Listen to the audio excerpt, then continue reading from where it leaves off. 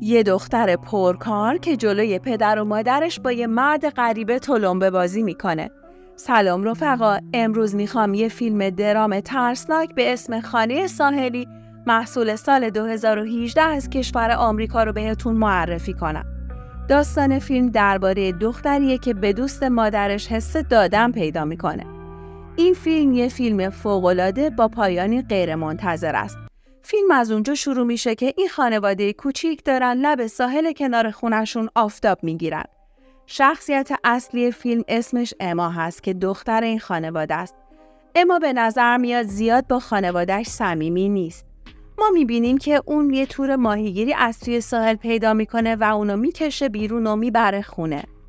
شب میشه. اما سر میز شام به پدر و مادرش میگه که خیلی دلش میخواد یه نویسنده بشه و همچنین برای تحصیل بره خارج از کشور. فردای اون روز یه ماشین غریبه به سمت خونه اونا میاد که در واقع ماشین پال هست. پال دوست مادر اما هست که یه عکاس معروفه. تو صحنه بعد میبینیم که پال داره عکسای توی لپتاپش رو به اونا نشون میده که این عکس‌ها از یه زن گرفته شده که توی وان خوابیده و اون زن هم دوست دختر سابق پال هست و همه اینا نشون دهنده اینه که پال به عکاسی که مربوط به جرم و جنایت باشه خیلی علاقه داره. از همون لحظه اما میفهمه که یه چیز عجیبی راجع به پال و عکسایی که گرفته وجود داره، اما چیز خاصی نمیگه. بعد از اون پال و بابای اما میرن که مشروب بخورن. اونجا پال میگه که دختری که تو عکس بود دوست دختر سابقمه و میگه که تازه باهاش به هم زده و اومده به این ساحل تا یه کمی ریلکس کنه و به طور اتفاقی مامان اما رو دیده و اومده اینجا. بعد از اون اما رو میبینیم که داره یه اتاق واسه پال آماده میکنه که حواسش به عکسایی که توی کیف پال هست پرت میشه و به اونا یه نگاهی میندازه. از دید اما زنی که توی عکسای پال هست یکم رنگ پریده و مریض به نظر میاد، ولی قبل از اینکه بتونه همه عکس‌ها رو خوب ببینه مامانش وارد اتاق میشه و اما هم که هول شده خودش رو جمع و جور میکنه و دوباره مشغول ملافه ها میشه. بعد از اون اما رو میبینیم که تو ساحل کنار پدرش نشسته و بهش میگه که مامان کار خوبی نکرده که یه غریبه رو آورده خونه. باباش هم میگه که اشکالی نداره، مامانت هم تو این سن به دوست احتیاج داره. بعدش پال رو میبینیم که تور ماهیگیری که اما دیروز پیدا کرده بود تو دستشه و بعد به بابای اما میگه که بیا بریم تو دریا شنا کنیم و اونم میره. شب میشه. اما خیلی راجع به عکسای پال کنجکاوه و میره داخل اتاق پال تا عکسا رو ببینه که یه صدایی میشنوه. وقتی میره بیرون متوجه میشه که پال بیرونه و از دیدنش خیلی تعجب میکنه. اما دست باچه میشه و پاش میخوره به یه وزنه آهنی و نزدیکه که بیفته، ولی پال خیلی خونسرد به نظر میاد و اصلا قیافه ترسناکی به خودش نمیگیره. پس اما احساس آرامش میکنه. پال اما رو برای خوردن مشروب دعوت میکنه. توی اتاق پال اونا مشروب میخورن و با هم دیگه راجع به هنر حرف میزنن. اما به پال میگه که خیلی دلش میخواد یه نویسنده بشه. پال هم که یه عکاسه، پس به نظر میاد از نظر هنری خیلی روحیشون به هم نزدیک باشه. اما به پال میگه که میتونم به عکسات یه نگاهی بندازم چون خیلی کنجکاوم که اونا رو ببینم. پال میاد که مخالفت کنه، همون لحظه اما عکس‌ها رو از کیف پال در میاره و بهشون نگاه میکنه. این عکس‌ها طوری به نظر میان انگار که پال یه نفر رو کشته و بعدم ازش عکس گرفته. اما هم فکر میکنه که اون دوست دخترش رو کشته و بعد فرار کرده اومده اینجا. پال تعریف میکنه که اون موقع که این عکس‌ها رو گرفتم دستکشای مشکی پوشیده بودم و همیشه دلم میخواست از قتلی که توی وان همون اتفاق میفته عکس بگیرم. اما هم میترسه و اتاق پال رو ترک میکنه و میره به اتاق خودش. بعد پال میاد به اتاق اما و اون رو میگیره میخوابونه روی تخت تا اعمال قانونش کنه. اما هم که بعدش نمیاد به پال بده چیزی نمیگه که یهو میبینه پال دستکشای مشکی پوشیده و خیلی میترسه و بعدش هم از خواب میپره و میفهمه که همه اینا فقط یه رویا بوده. اما از تخت بلند میشه و میره به اتاق پال و میبینه که اون اونجا نیست. اونم میگرده دنبال عکس‌ها و میبینه که عکس‌ها توی کیف نیستن. اما عجیب‌تر این که میبینه تور ماهیگیری که پیدا کرده بوده توی کمد اتاق پاله. تو صحنه بعد سر میز صبحانه مامان اما بهش میگه که بره پال رو صدا کنه. وقتی اما میره پال رو صدا بکنه میبینه که داره تو صندوق عقب ماشین با یه چیزی ور میره. اما خیلی مشکوک میشه و با خودش فکر میکنه که یعنی چی میتونه توی اون صندوق عقب باشه. تو صحنه بعد میبینیم که اما داره نقاشی میکشه و پال میاد پیشش تا صبحونه بخوره و اونا با هم حرف میزنن. بعد اما میگه که میخوام برم لب ساحل و میره.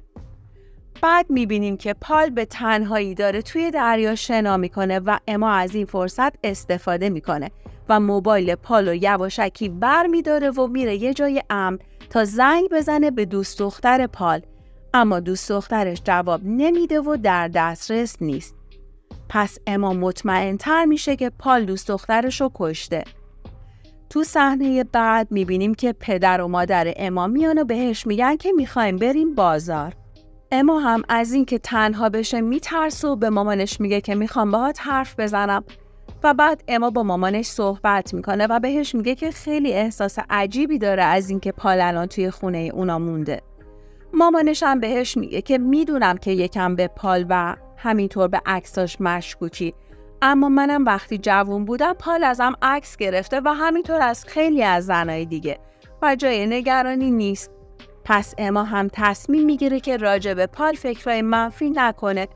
روز به روز اونا به هم نزدیکتر میشن و احساس صمیمیت بیشتری میکنن و پال هم از اما عکس میگیره و اونم از این کار خوشش میاد. چند شب بعد اما و پال رو در حال مشروب خوردن میبینیم. اما پال رو تحریک میکنه و پال هم ترتیب اما رو میده. بعد اما همونجا خوابش میبره. چند لحظه بعد یه وان پر از آب کثیف رو میبینیم که توش یه زن خوابیده. اون زن توی یه تور ماهیگیری پیچیده شده و بهش یه وزنه آهنی وصله و یه نفر اون زن رو به داخل دریا پرتاب میکنه. بعدش اما از خواب میپره و میفهمه که بازم همه اینا رو خواب دیده و دیشب بعد از اینکه خوابش برده پال اونو برده داخل اتاق خودش. اما از اتاق میاد بیرون و میبینه که مامانش داره با پال صحبت میکنه که همون لحظه بابای اما میاد و میگه که وزنه آهنی گم شده. اما هم میگه که فکر کنم تو اتاق پال باشه، ولی مامان اما میگه که پال امروز میخواد بره و اون وزنه هم اونجا نیست. پال هم میره برای شنا که بعد بیاد وسایلاشو جمع کنه و بره. اما دوباره به پال شک میکنه و میره اتاق پال و دوباره با گوشیش به دوست دختر پال زنگ میزنه. اما مثل دفعه قبل اون جواب نمیده.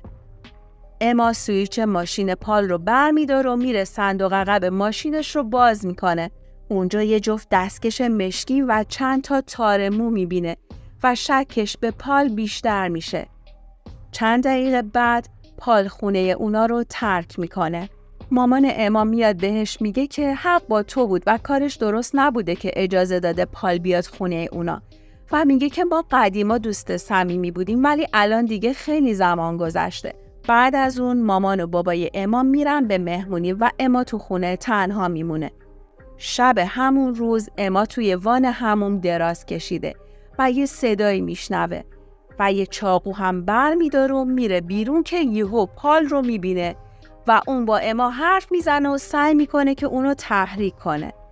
اما پال رو به سمت ساحل میکشه و میگه من میدونم که تو دوست دخترتو کشتی و توی اون تور ماهیگیری پیچیدی و فقط برای اینکه از شر اون راحت بشی به سمت این ساحل اومدی.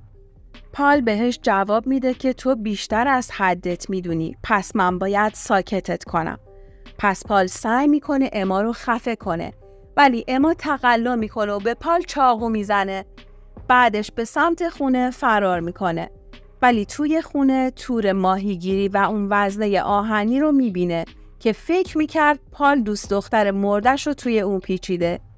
اما احساس میکنه که یه چیزی این وسط عجیبه. به سمت ساحل میره و پال رو اونجا میبینه که از ضربه چاقویی که بهش زده مرده.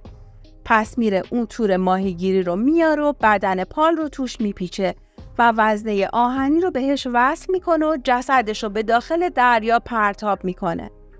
آخر این فیلم واقعا دور از انتظار بود.